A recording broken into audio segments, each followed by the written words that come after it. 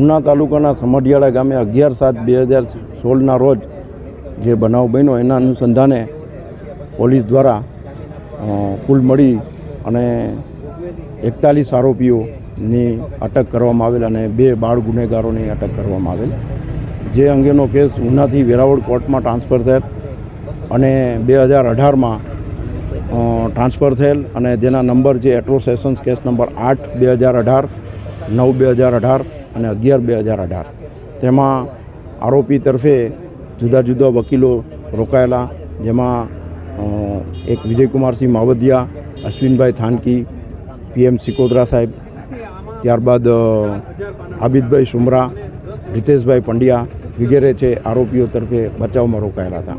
આજરોજ નામદાર additional district and session જજ શ્રી જે પંડ્યા સાહેબની કોર્ટ દ્વારા આ કામમાં 5 આરોપીઓ છે એને તકસીરવાન ઠરાવેલ, જેમાં રમેશ ભગવાન જાદવ, રાકેશ રસિકભાઈ, પ્રમોદગીરી, બળવંતગીરી અને નાગજીભાઈ ડાયાભાઈ વાણિયા, જેમને IPC કલમ 323-324માં 3 વર્ષ, 342માં 1 વર્ષ, 504માં 2 વર્ષ તથા એટ્રોસિટી એક્ટ મુજબના ગુનાના કામમાં 5 વર્ષની સજા ભોગવવામાં આવેલ અને 15,000 રૂપિયાનો દંડ અને દંડ ન ભરે તો 10 દિવસની સાદી કેદની સજાનો હુકમ કરવામાં આવેલ છે. આ કામમાં 5 આરોપીઓ જે છે એ 12/7/2016ના રોજથી કસ્ટડીમાં હતા અને મોર દેન 6 વર્ષની ઉપરનો સમય જે છે એ જ્યુડિશિયલ કસ્ટડીમાં ટ્રાયલ દરમિયાન રહેલા.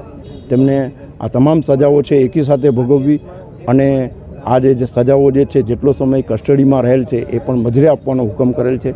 બાકીના તમામ આરોપીઓ જે 35 આરોપીઓ છે એ તમામ આરોપીઓને નિર્દોષ ઠરાવી છોડી મૂકવાનો હુકમ કરેલ છે અને CRPC કલમ 437 ક મુજબ 15,000ના જામીન ભરપાઈ કરવાનો હુકમ કરવામાં આવેલ છે.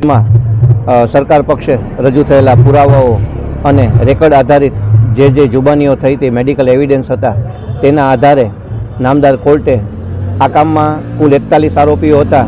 તે પૈકીના એક આરોપીનું ચાલુ ટ્રાયલ દરમિયાન દેહાવસાન થયેલ, એટલે 40 આરોપીઓ પૈકીના મુખ્યત્વે 5 આરોપીઓને આ કામમાં તકસીરવાન ઠેરવી અને જે તે કલમોમાં તેમને તકસીરવાન ઠેરવેલ છે તેમાં કાયદામાં નિયત થયેલી મેક્ઝિમમ સજા આજરોજ નામદાર કોર્ટે ફરમાવેલ છે, જેવી કે એટ્રોસિટીમાં 5 વર્ષ તેમજ 324માં 3 વર્ષ તેમજ અન્ય જે 342માં 1 વર્ષ અને 504માં 2 વર્ષ. આ તમામ સજાઓ એકી સાથે ભોગવવાની રહેશે.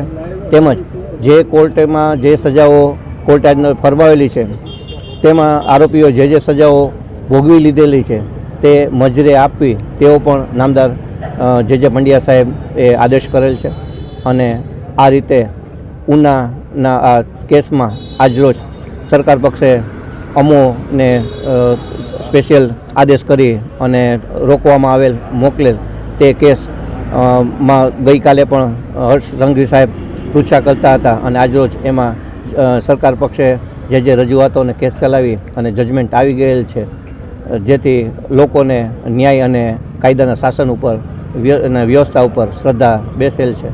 વડા સાહેબ, આમાં 35 લોકોને નિર્દોષ છોડી મૂક્યા છે, માત્ર 5 લોકોને દોષી જાહેર કર્યા છે. તો સરકાર આ ચુકાદાથી ખુશ છે?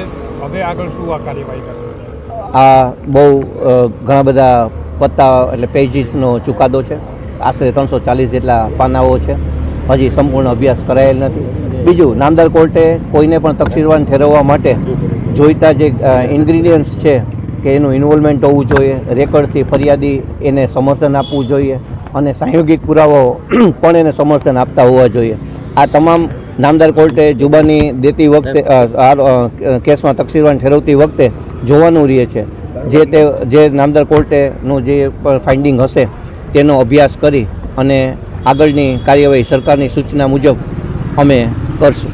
વડા સાહેબ, આમાં 307ની કલમ હતી જે હત્યાની કોશિશ છે, એમાં આરોપીઓને નિર્દોષ છોડ્યા છે. તો સરકાર આની સામે અપીલ કરશે કે શું?